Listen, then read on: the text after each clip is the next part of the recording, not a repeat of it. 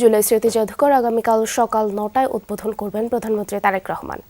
উদ্বোধনের পর প্রথম দিন শহীদ পরিবারের জন্য উন্মুক্ত থাকবে।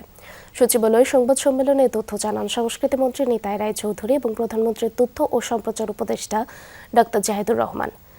জানান ৬ আগস্ট থেকে সর্বসাধারণের জন্য উন্মুক্ত করা হবে। এ সময় প্রধানমন্ত্রীর তথ্য উপদেষ্টা জানান অনলাইনে টিকিট কেটে প্রতিদিন সীমিত সংখ্যক দর্শনার্থী প্রবেশ করতে পারবে। বড়দের জন্য টিকিট মূল্য ৫০ টাকা এবং ছোটদের জন্য ২৫ টাকা।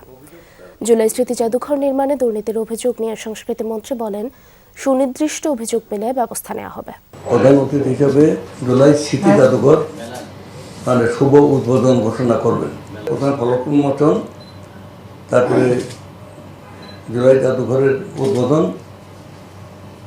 উদ্বোধন শেষে এসে আমাদের আলোচনা সভা, গণমাধ্যম, সোশ্যাল মিডিয়া এবং অনলাইন মিডিয়া সব কিছুই ওপেন থাকবে। এরপর আমাদের নির্দিষ্ট টাইমে সবার জন্য কালকে আমরা উন্মুক্ত করে দেবো।